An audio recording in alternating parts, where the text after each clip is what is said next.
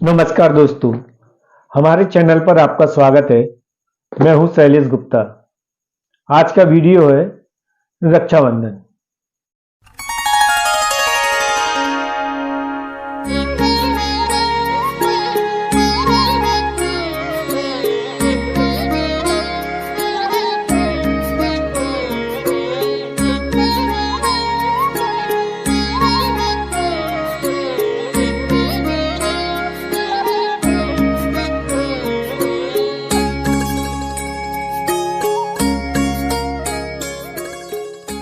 रक्षाबंधन का त्योहार हिंदुओं और जैनियों का महत्वपूर्ण त्योहार है, जिसे बड़े उत्साह के साथ मनाया जाता है।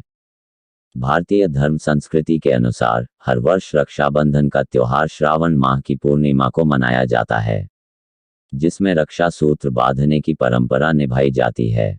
रक्षा सूत्र को राखी भी कहा जाता है। आमतौर से इसे भाई बहन का त्योहार माना जाता है।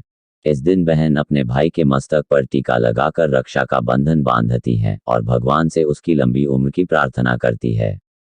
भाई भी अपनी बहन को रक्षा का वचन देता है और सामर्थ्य के अनुसार कुछ उपहार भी देता है।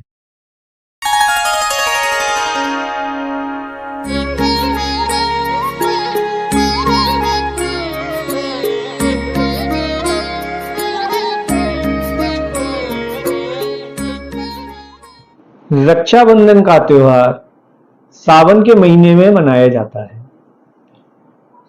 इसलिए इसे श्रावणी भी कहते हैं। हिंदू संस्कृति में सावन का महीना बहुत पवित्र माना गया है। सावन के महीने में अनेक हिंदू पर्व आते हैं।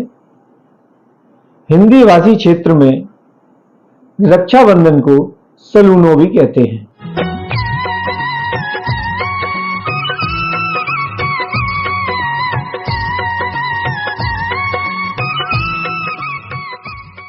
रक्षाबंधन में राखी या रक्षा सूत्र का सबसे अधिक महत्व है।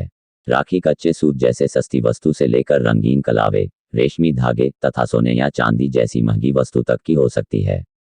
आजकल बाजार में तरह तरह की आकर्षक राखियां मिलती है, जिन्हें आप अपनी पसंद और सामर्थ्य के अनुसार खरीद सकते हैं।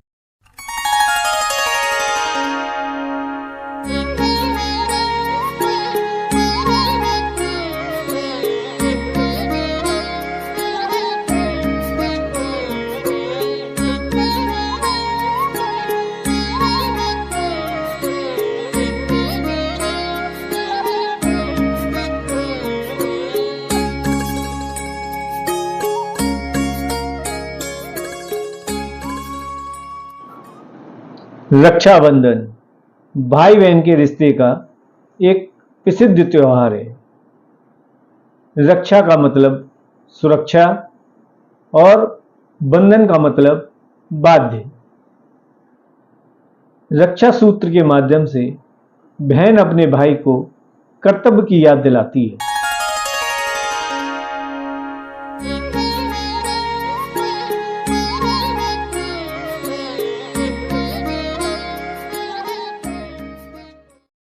रक्षाबंधन के दिन बाजार में कई सारे उपहार बिकते हैं। उपहार और नए कपड़े खरीदने के लिए बाजार में लोगों की सुबह से शाम तक भीड़ होती है। घर में मेहमानों का आना जाना लगा रहता है।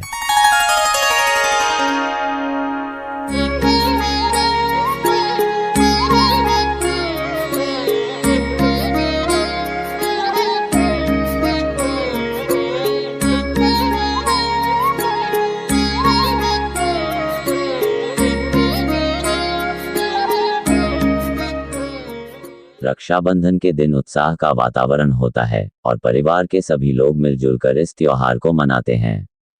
इस दिन पकवान और मिठाइयां खाई जाती है।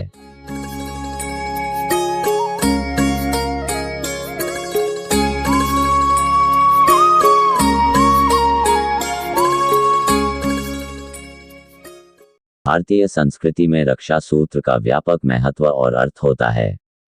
श्रावण मास की पूर्णिमा भी विशेष महत्व रखती है। ब्राह्मणों के लिए यह विशेष पर्व होता है। इस दिन नदी स्नान करने के बाद वे अपना यज्ञोपवीत बदलते हैं और धार्मिक अनुष्ठान करते हैं।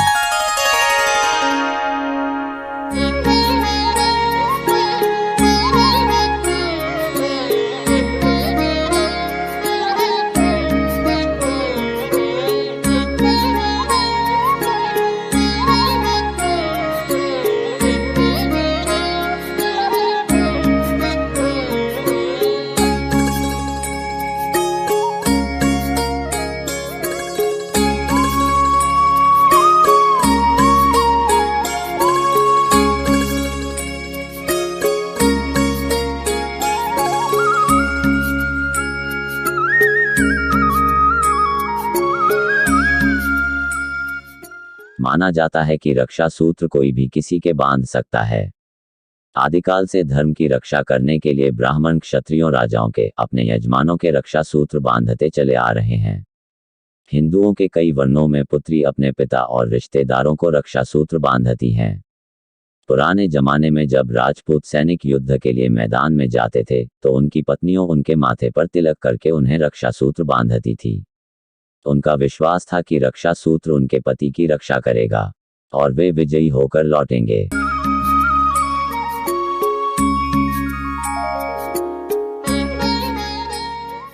भारतीय परंपरा में प्रकृति संरक्षण के लिए भी वृक्षों के चारों ओर रक्षा सूत्र बांधा जाता है। हिंदू धर्म में मांगलिक कार्यों में पुरोहित सबके रक्षा सूत्र बांधता है। हिंदुस्तान में राष्ट्रीय स्वयंसेवक संघ के पुरुष सदस्य परस्पर भाईचारे के लिए एक दूसरे को भगवा रंग की राखी बांधते हैं। रक्षाबंधन का त्योहार भारत में आदिकाल से हिंदू मनाते आ रहे हैं। इसका संबंध राजा बलि से जोड़ा जाता है। स्कंद पुराण, पद्म पुराण और श्रीमद् भागवत पुराण में इसका वर्णन मिलता है। नारायण नारायण श्री हरि श्री हरि। आज हम आपको बावन अवतार और असुरराज बाली के बारे में बता रहे हैं। असुरराज बाली ने जब तीनों लोकों पर अधिकार कर लिया तो उसके अंदर बहुत अहंकार आ गया था। उस अहंकार को नष्ट करने के लिए भगवान श्री विष्णु को 52 रूप में अवतार लिया और दान मांगने असुरराज बाली के यहां पहुंच गए। 52 के रूप में जब असुरराज बाली ने भगवान विष्णु को देखा तब पूछा भगवान आने का कारण। तो उन्होंने कहा राजन मुझे 3 पग भूमि चाहिए, क्या आप दे सकते हैं? तब राजन ने कहा आप 3 पग भूमि क्या, मैं तो बहुत सी चीजें दे दूंगा। बोला नहीं राजन मुझे सिर्फ 3 पग भूमि ही चाहिए और आप वचन दीजिए। तब असुरराज बाली ने उन्हें वचन दे दिया। वचन लेने के साथ ही 52 रूप में भगवान विष्णु ने अपना विशाल रूप अपनाया। तो एक पग से उन्होंने पूरा आकाश नाप दिया और दूसरे पग से पूरी पृथ्वी। तीसरा पग लेके वह असुरराज बाली के पास पहुंचे। हे राजन तुम्हारा वचन तो अधूरा है, मैं तीसरा पग कहां रखूं? तब तक असुरराज बाली भगवान को पहचान गए। उन्होंने कहा भगवान ये तीसरा पग मेरे सर पर रख दीजिए। भगवान विष्णु ने उनके सर पर पग रखते ही वो रसातल में पहुंच गए और वहां के राजा बना दिए। भगवान विष्णु ने उन्हें एक वचन भी दिया, जिस वचन का लाभ उठाते हुए असुरराज बाली ने कहा भगवान आज से आप दिन रात हमारे साथ ही रहेंगे। तब से भगवान विष्णु असुरराज बाली के साथ रहने लगे। जब वो रहते रहे तो ऊपर माँ लक्ष्मी जी को बहुत चिंता हुई और उन्हें वापस लाने के उपाय सोचने लगी। तो महर्षि नारद मुनि जी ने उन्हें एक रक्षा सूत्र के नाम से एक उपाय बताया, जिसे सुनकर माँ लक्ष्मी जी सीधे पाताललोक गई। वहां असुरराज बाली को वो रक्षा सूत्र बांधकर उन्हें अपना भाई बना लिया और भगवान विष्णु के साथ वो वापस चली गए। कहते हैं उस दिन सावन की पूर्णिमा थी। तब से ही ये रक्षा सूत्र की परंपरा आरंभ हुई, जिसे हम आज रक्षाबंधन के रूप में जानते। रक्षाबंधन का त्योहार विभिन्न प्रदेशों में विभिन्न प्रकार से मनाया जाता है। उत्तरांचल में इसे श्रावणी कहते हैं। इस दिन यजुर्वेदी द्विजों का उपकर्म होता है। उत्सर्जन, स्नान विधि, ऋषि तर्पण आदि करके नवीन यज्ञोपवीत धारण किया जाता है। ब्राह्मणों का ये सर्वोपरि त्योहार माना जाता है। वृत्तिवान ब्राह्मण अपने यजमानों को यज्ञोपवीत तथा राखी देकर दक्षिणा लेते हैं। अमरनाथ की अतिविख्यात धार्मिक यात्रा गुरु पूर्णिमा से प्रारंभ होकर रक्षाबंधन के दिन संपूर्ण होती है। कहते हैं इसी दिन यहाँ का हिमानी शिवलिंग भी अपने पूर्ण आकार को प्राप्त होता है। महाराष्ट्र राज्य में यह त्योहार नारियल पूर्णिमा या श्रावणी के नाम से विख्यात है। इस दिन लोग नदी या समुद्र के तट पर जाकर अपने जनेऊ बदलते हैं और समुद्र की पूजा करते हैं। इस अवसर पर समुद्र के स्वामी वरुण देवता को प्रसन्न करने के लिए नारियल अर्पित करने की परंपरा भी है। राजस्थान में राम राखी और चूड़ा राखी या लूम्बा बांधने का रिवाज है। तमिलनाडु, केरल, महाराष्ट्र और उड़ीसा के दक्षिण भारतीय ब्राह्मण इस पर्व को अग्नि अवितम कहते हैं। यज्ञोपवीतधारी ब्राह्मणों के लिए ये दिन अत्यंत महत्वपूर्ण है। इस दिन नदी या समुद्र के तट पर स्नान करने के बाद ऋषियों का तर्पण कर नया यज्ञोपवीत धारण किया जाता है। गए वर्ष के पुराने पापों को पुराने यज्ञोपवीत की भांति त्याग देने और स्वच्छ नवीन यज्ञोपवीत की भांति नया जीवन प्रारंभ करने की प्रतिज्ञा ली जाती है। इस दिन यजुर्वेदीय ब्राह्मण 6 महीनों के लिए वेद का अध्ययन प्रारंभ करते हैं।